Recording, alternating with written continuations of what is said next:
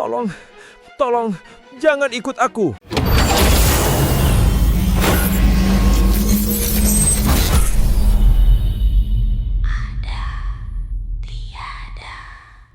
Halo semuanya, selamat datang di channel Ada Tiada.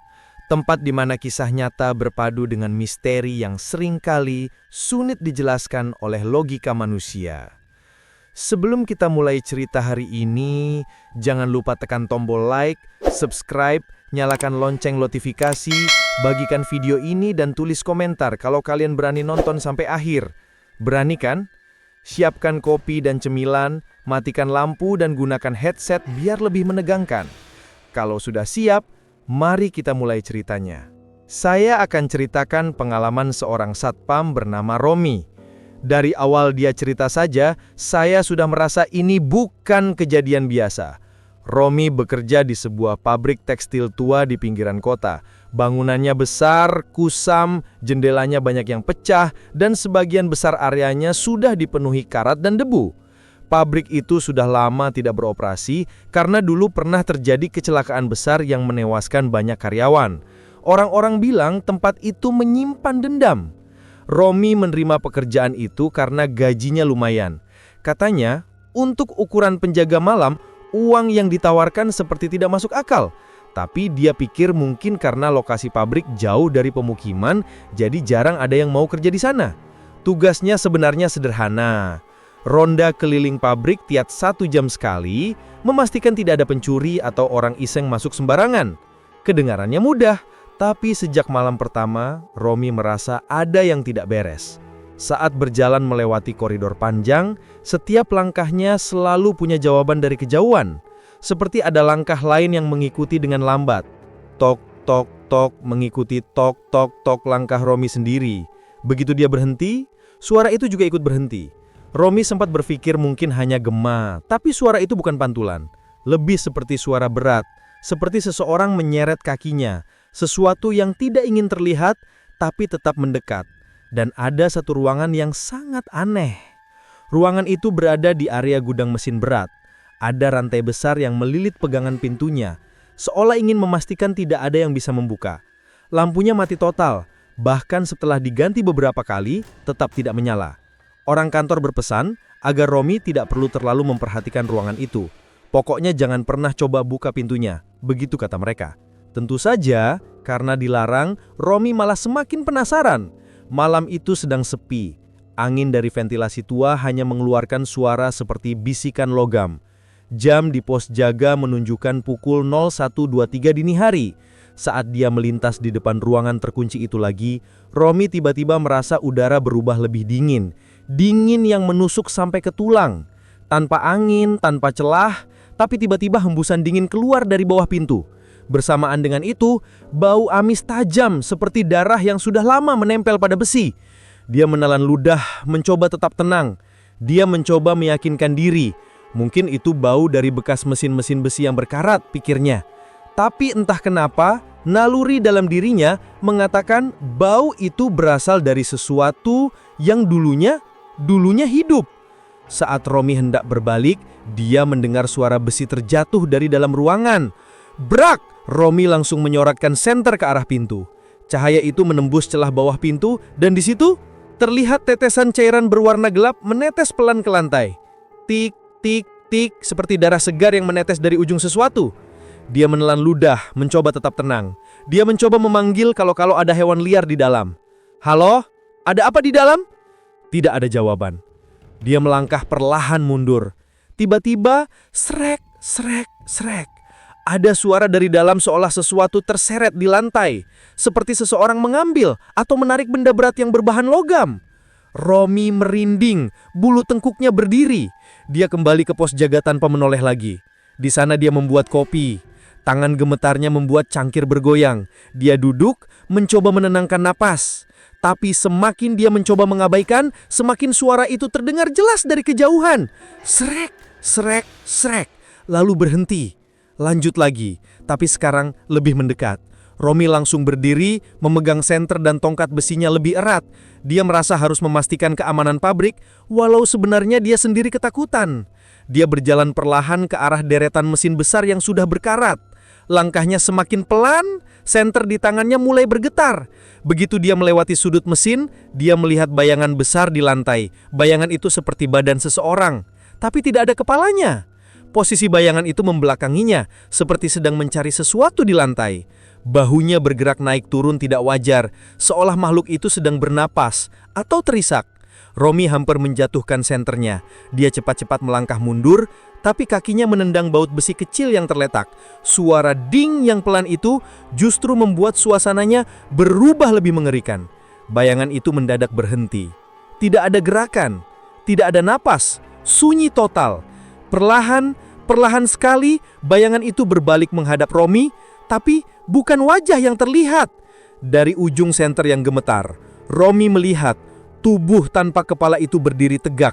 Bajunya compang-camping penuh noda kering berwarna hitam pekat.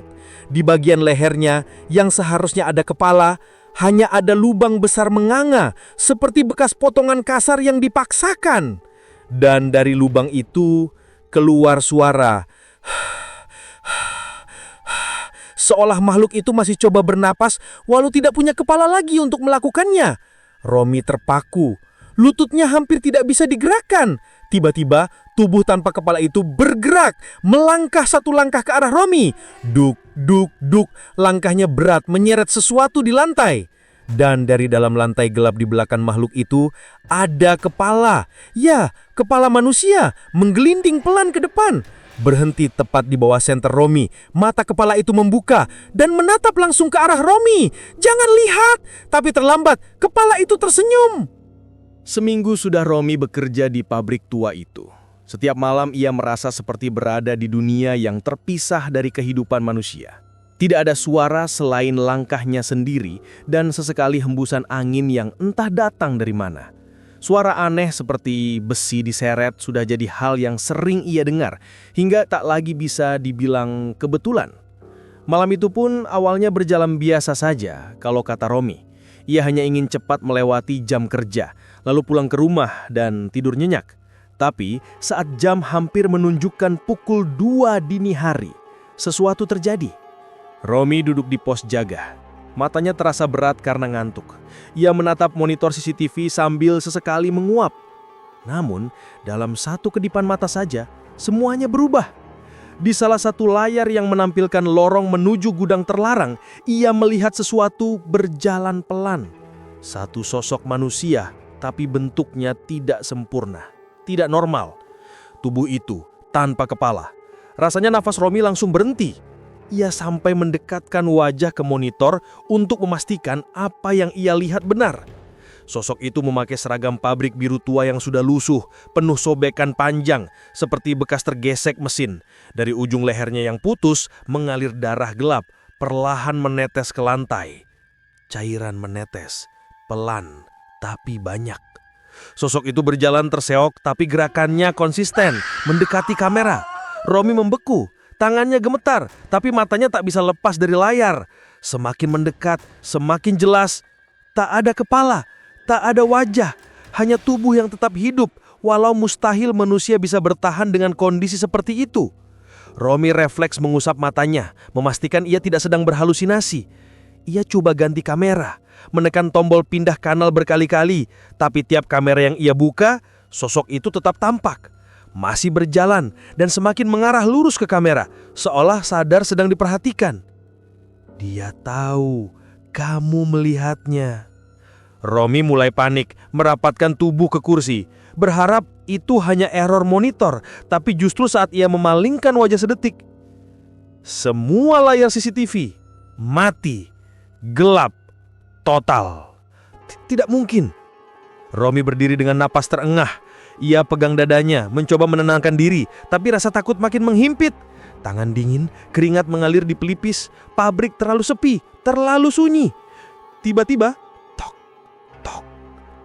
suara ketukan, tepat di dinding belakang pos jaga. Romi langsung terpaku, tubuhnya kaku, tak bisa bergerak. Dan lalu, tanpa peringatan, brak! Pintu digedor keras, seperti hendak dijebol. Romi hampir jatuh saking terkejutnya. Tidak ada suara manusia, tidak ada peringatan, hanya suara pintu yang bergetar, seolah yang di luar itu sangat ingin masuk. Ia mundur pelan, menatap pintu tanpa berkedip. Dalam hatinya, ia hanya bisa berdoa semoga kuncinya cukup kuat untuk menahan siapapun atau apapun yang ada di balik pintu itu. Lalu sunyi, hening, sangat hening. Sampai-sampai ia bisa mendengar suara detak jantungnya sendiri. Ia coba meraih senter yang ada di meja sebagai satu-satunya benda untuk bertahan. Tapi sebelum tangannya menyentuh senter itu, monitor CCTV tiba-tiba menyala lagi. Satu layar, hanya satu. Dan yang tampil di sana membuat seluruh nyalinya hilang. Sosok tubuh tanpa kepala itu berdiri persis di depan pintu pos jaga. Diam, tidak bergerak, menunggu. Dan ia sadar kalau pintu itu tadi terbuka, ia mungkin sudah tidak bisa menceritakan kejadian ini kepada siapapun. Dia masih di sana, menunggu. Tak lama kemudian, sosok itu menghilang. Terpantau dari CCTV yang Romi lihat. Hari telah berganti dan pada malam selanjutnya, Romi berusaha mengatur nafasnya sambil memegang senter lebih erat. Tangan kirinya menggenggam tongkat kayu yang selalu ia bawa saat patroli. Ia tahu dirinya tidak boleh larut dalam ketakutan. Tapi pabrik itu, pabrik tua yang menghitam oleh usia, seperti punya mata yang memperhatikan setiap langkahnya. Romi menelan ludah, mencoba menjaga langkah tetap stabil, meski lututnya beberapa kali goyah. Ketika ia kembali menyusuri lorong yang mengarah ke gudang terlarang itu, langkahnya otomatis melambat. Pintu gudang tersebut kini tidak rapat lagi. Celahnya kecil, tapi cukup untuk membuat udara dingin dan bau amis itu keluar seolah menyapa Romi dan berkata, "Masuklah." "Aduh, kenapa kebuka begini sih?" gumamnya pelan. Ia mengarahkan senter ke celah pintu. Gelap pekat, tidak ada pantulan cahaya sama sekali. Seolah ruang di dalam itu menelan terang apapun yang berani mendekat. Bekas darah kering seperti garis tipis mengarah masuk ke ruangan. Menghitam, panjang, banyak, seolah seseorang atau sesuatu telah diseret ke dalam. Romi berdiri diam cukup lama. Otaknya berteriak untuk pergi. Tapi rasa penasaran seperti mendorong punggungnya pelan-pelan maju ke depan. Dengan tangan gemetar, ia mendorong pintu itu perlahan. Krik! Suara engsel pintu yang tua membuat bulu kuduknya semakin meremang. Pintu itu akhirnya terbuka cukup lebar, memperlihatkan ruangan gelap dan sunyi yang seolah tidak pernah mengenal cahaya. "Assalamualaikum." Suara Romi pecah. Tidak ada jawaban, hanya angin dingin yang seolah membalas salamnya. Ia melangkah masuk satu langkah, dua langkah, tiga langkah. Bau amis menusuk hidung semakin kuat. Cahaya senter menyorot lantai berdebu. Dinding dengan bercak gelap yang sulit dibedakan. Apakah itu karat atau darah? Lalu, senter Romi bergerak sedikit ke kiri, dan dadanya langsung sesak. Di lantai, tepat di tengah ruangan, ada sebuah kepala manusia. Matanya membelalak ke arah langit-langit. Bola matanya terlihat mengering seperti sudah lama tidak menyentuh kehidupan. Tetapi mulutnya masih terbuka seolah sedang menjerit minta tolong pada detik-detik terakhir kematiannya. Romi mematung, badannya kaku, suaranya seolah hilang. "Ya Allah, itu kepala manusia beneran." Ia mencoba melangkah mundur, tapi sebelum sempat bergerak terlalu jauh, ada suara dari balik mesin berat yang berkarat di ujung ruangan. Duk-duk, suara langkah kaki, tapi berat dan terseret seakan kaki itu tidak lagi utuh. Dan dari kegelapan, muncul sosok tubuh tanpa kepala itu. Seragam birunya robek-robek, ada bekas luka potongan besar di bagian leher. Darah hitam masih mengalir pelan dari tepiannya. Gerakan tubuh itu lambat, tapi pasti, berjalan ke arah kepala yang tergeletak di lantai. Tubuh itu kemudian berhenti, tepat di atas kepala tersebut, seperti sedang menunggu sesuatu. Senter di tangan Romi goyah, nafasnya tersengal-sengal. Ia ingin berteriak, tapi suaranya membeku. Tiba-tiba, tubuh tanpa kepala itu menghadap Romi. Meskipun tidak ada mata yang menatap, Romi bisa merasakan tatapannya. Tatapan yang marah, penuh gendam, penuh rasa minta kembali apa yang telah direnggut darinya. "Jangan dekat, jangan dekat." Lantai berderit halus. Kepala yang tadinya menatap ke atas, kini mulai bergerak. pelan, hingga akhirnya menghadap langsung ke Romi. Mata terbelalak itu seolah hidup kembali. Astagfirullah! Mulut kepala itu sedikit bergerak. Tidak ada suara jelas. Tapi Romi yakin kepala itu ingin berbicara. Dan tubuh tanpa kepala itu mulai melangkah ke arahnya. Romi panik. Tubuhnya limbung. Ia hampir jatuh karena kakinya gemetar parah. Ia memundurkan diri hingga punggungnya menempel ke dinding. Tubuh itu makin dekat. Senter Romi berkedip-kedip seperti ingin mati. Tubuh tanpa kepala itu mulai mengulurkan tangan, berusaha meraih, seolah ingin menarik Romi untuk menggantikan posisinya. Tepat ketika tangan dingin itu hampir menyentuh seragam Romi, senter mati total. Ruangan gelap sempurna. Tidak ada cahaya, tidak ada jalan keluar yang terlihat. Kembalikan kepalaku, Romi menjerit sekuat tenaga. Romi langsung lari terbirit-birit, seolah seluruh tenaganya keluar dalam satu hentakan. Napasnya memburu, dadanya naik turun tak karuan. Ia tidak lagi peduli apakah ada benda yang ia tabrak, apakah ia menendang ember besi atau menumbuk dinding yang lembab dan berdebu. Yang ada di pikirannya hanya satu, bagaimana caranya keluar dari pabrik ini secepat mungkin. Namun suara itu, suara yang sejak awal ia dengar, kini mengikuti di belakangnya. Bukan suara langkah manusia biasa. Suaranya berat, seperti besi tua yang diseret di lantai semen tua. Srek, srek, srek. Semakin cepat Romi berlari, suara itu ikut mempercepat langkahnya. Romi tidak berani menoleh. Ia tahu apapun yang ada di belakangnya itu bukan sesuatu yang bisa ia hadapi. Setiap sudut lorong pabrik terasa semakin mencekik. Lampu-lampu neon di atas berkedip tak berakuran, mengeluarkan suara berdengung seperti protes. Bayangan Romi terpantul di dinding, memanjang, memendek, lalu hilang di tengah gelap. Tolong, jangan ikut aku, gumam Romi pelan tapi tidak ada yang bisa mendengarnya. Saat ia hampir sampai di pintu keluar utama gedung, brak!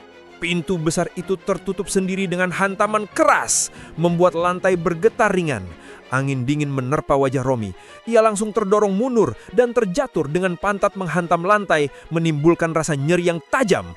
Tapi rasa sakit itu bahkan tidak ia pedulikan. Tangannya bergetar hebat, napasnya tercekat, dan suara lirih seperti tangis tertahan mulai keluar dari mulutnya. Buka pintunya! Suaranya parau, hampir tak terdengar. Namun pintu itu diam, tak bergerak, seolah sengaja menyekapnya bersama kengerian yang datang mendekat. Romi mengangkat kepala perlahan, matanya berkaca-kaca dan tubuhnya menggigil seperti kedinginan di tengah badai. Dan saat itu, ia melihatnya. Di ujung lorong, sosok tubuh itu muncul kembali, tubuh tanpa kepala. Seragam biru robek yang dikenakan sosok itu berkibar kecil seolah ada angin dari arah belakangnya. Darah kental berwarna hitam pekat masih menetes dari bekas leher yang terputus, mengenai lantai semen dan meninggalkan jejak yang mengilukan. Tubuh itu bergerak, tidak seperti berjalan, tapi seperti meluncur mendekat. Tanpa suara tapak kaki, tanpa getaran, hanya suara seretan logam yang ikut menyertai langkahnya. Srek, srek, srek. Romi terduduk lemas, hampir tidak bisa menahan tubuhnya sendiri. Ia mencoba mundur, merayap dengan kaki gemetar, namun tubuhnya seperti kehilangan kekuatan. Matanya tak berkedip, memandang ke makhluk itu yang kini semakin dekat.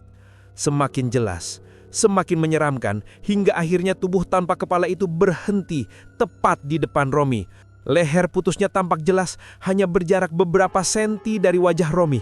Ada suara aneh keluar dari bagian tubuh yang seharusnya menjadi tenggorokan. Hek, hek. Romi membeku, seluruh saraf tubuhnya seperti mati rasa. Ia ingin menjerit, namun mulutnya terkunci rapat. Ingin bangkit, namun kakinya tidak menuruti. Dan dari kejauhan terdengar suara lain. Suara menyerit, namun bukan tubuh. Sesuatu lain. Ketika Romi menunduk, ia melihat sebuah benda berguling pelan di lantai.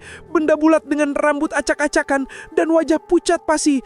Kepala, itu kepala sosok tersebut. Kepala itu berhenti tepat di depan kaki Romi. Lalu perlahan, menoleh, menatap langsung ke arah Romi. Mata itu menatap penuh dendam, membulat besar, seolah ingin menerkam jiwa yang melihatnya. Bibirnya yang sobek membuka perlahan, mengeluarkan suara serak dan penuh amarah. Kau mengganggu wilayahku. Romi langsung menutup mata sekuat tenaga. Kedua tangannya menutupi wajah. Bibirnya bergetar sambil membaca doa apapun yang ia ingat, meskipun suaranya patah-patah karena menahan tangis. Ya Allah, lindungi saya ya Allah.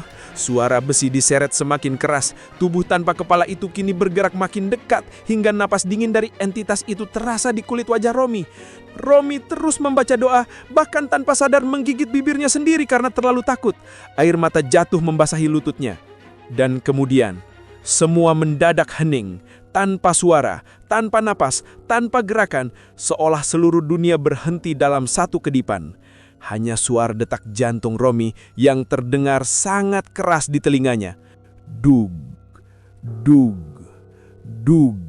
Dan saat ia memberanikan diri membuka mata sedikit, gelap. Total. Seakan semua nyala lampu hidup, Romi dan tempat itu terhisap masuk dalam kegelapan yang tak berujung. Romi akhirnya sadar, tapi bukan di pos jaga publik. Ia terbangun di sebuah ruangan putih dengan bau obat yang kuat. Lampu terang menyilaukan matanya. Saat mencoba bangun, ada perawat yang langsung menahan bahunya.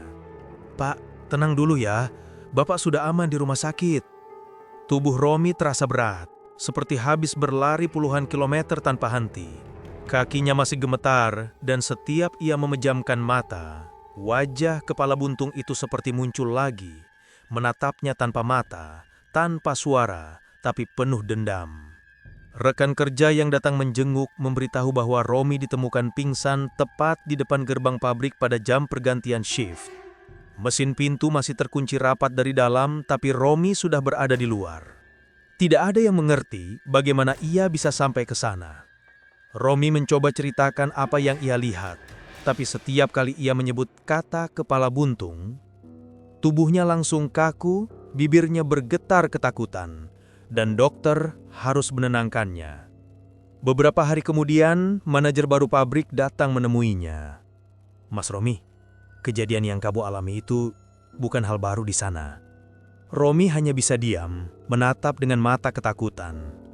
Manajer itu kemudian bercerita bahwa bertahun-tahun lalu, seorang pekerja mengalami kecelakaan mengerikan di dalam pabrik.